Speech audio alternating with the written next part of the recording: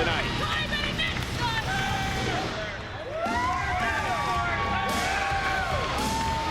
What up, y'all? This your boy Ace here, and welcome to Afternoons Delight. So let's get into it, y'all, man. I talked about how the match went in the last video, so if y'all definitely want to go catch my recap of the match, definitely go to the last video. I'm going to have the link for it at the end of the video, the end screen, so y'all can get it there. Now, let's talk about Dana Brooke. So we saw what Dana Brooke did today. She tried to cheat, tried to bring the ring bell into it. She kind of snapped at one point during the match, and the announcers were showing some real concern for one Dana Brooke. Now, what's interesting about this whole match situation with Dana Brooke is that Dana is someone who we see changes. She's reaching her dark side. Like, ever since the kendo stick match against Cora Jade, it just took her to another place. She said she likes the power that she had in the match of just going off and snapping. It's years of built up frustration, 8 to 9 years of her being a jobber and fans talking about it. Like, one of the things that I've noticed too about Dana Brooke, right? And I think I remember calling the fans out of one of my videos, maybe about a month ago. I did this video. I talked about how, like, fans are really weird when it comes to jobbers, right? Long-term jobbers. And I mentioned how, like, everyone starts out as a jobber, so I don't know why people treat people who've been jobbers longer than other people like they're still supposed to be jobbers all the fucking time.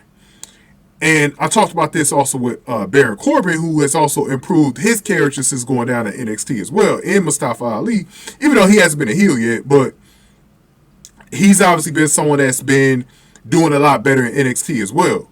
Had a North American title shot just a month ago in that triple threat match against Dom and Wesley.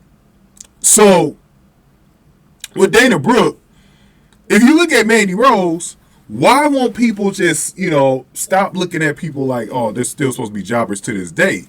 When you look at Dana Brooke is taking the same path that Mandy Rose is about to take, bro. She's about to become a heel, and she's developing a character that she did not have on the main roster that's going to help her going forward. And this is the most interesting Dana Brooke has ever been. Even when she was a 24/7 champion, she wasn't never this interesting. Dana Brooke is interested as hell right now, bro. Okay? Dana Brooke has a character that I like. Like, Dana, she got that kind of mean mentor type character, the Kelani Jordan she tricking up the game, right? But Kelani is also sort of a friend to her, too, and you see the concern from Kelani Jordan. And I think the whole storyline is also helping out Kelani Jordan as well, because it's helping her get a little bit of a connection to the fans in this particular storyline. So it's really interesting to see the way everything's going with this. But I do like the way things are going with the whole thing with Kelani, with Dana. I think they're telling a really good story right here.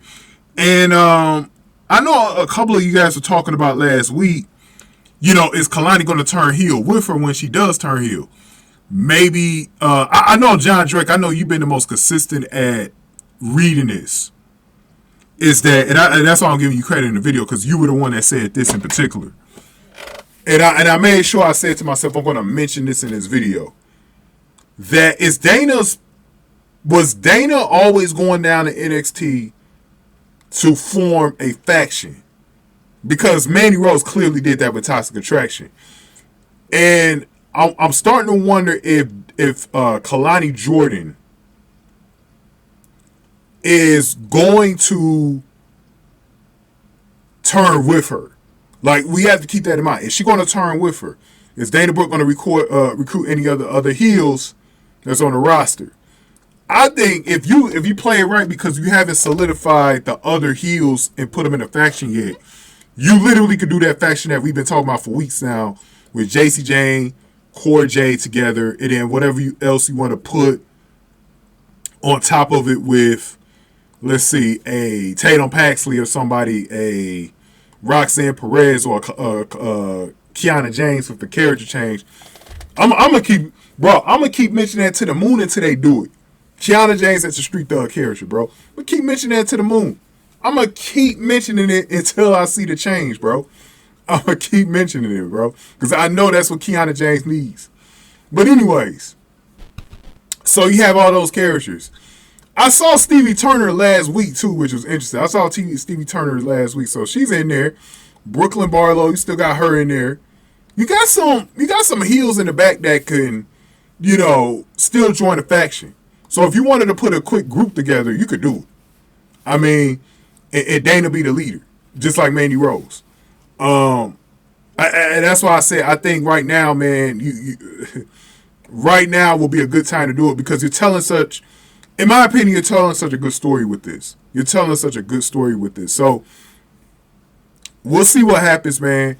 I'm very interested. Like, I'm even more interested even just after this week just because I know that's where they're going with her.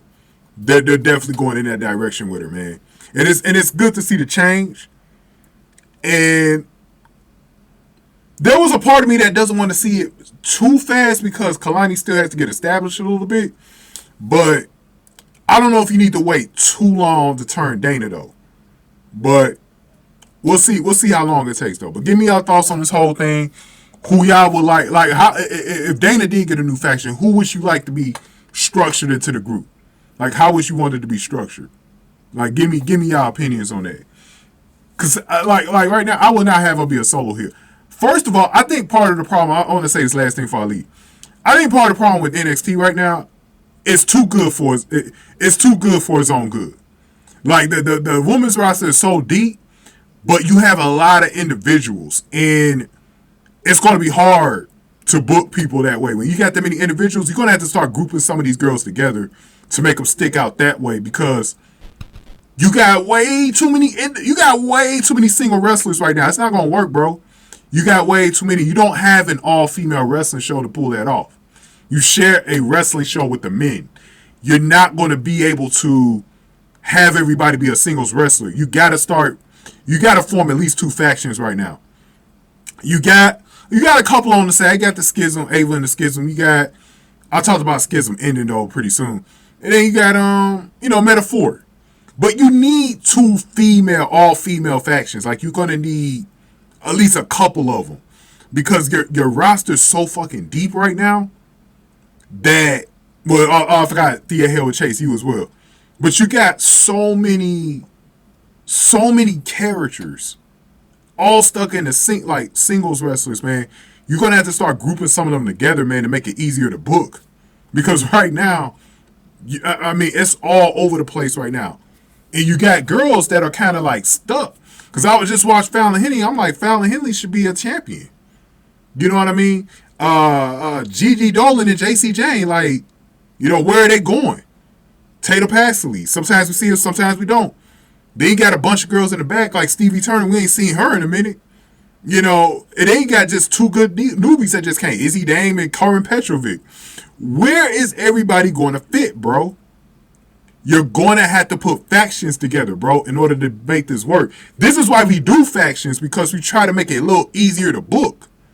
Because when you got a roster that damn deep, bro, and it's a good thing that it's that damn deep, but at the same time, it could be a curse for your own good because it becomes harder to book everybody. So let's see how it goes, man. I made this video a little too long. But go ahead and get this video a like, share, subscribe. Definitely want to hear your thoughts on this. Thank y'all for watching this one. After News, the Light.